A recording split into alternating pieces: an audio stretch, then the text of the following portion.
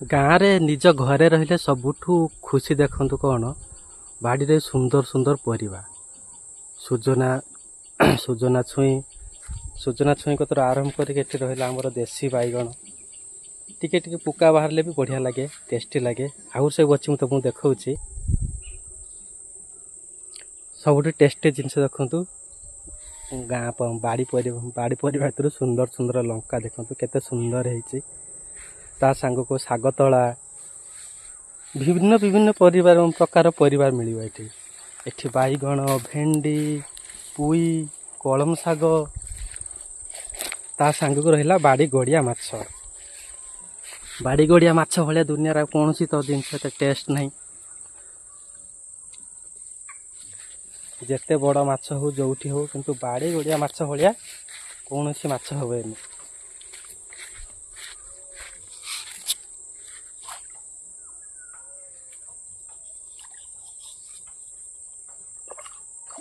ଗାଁର ଯେଉଁ ପ୍ରାକୃତିକ ପରିବେଶ ସେଟା ଆଉ କେଉଁଠି ବି ମିଳିବନି।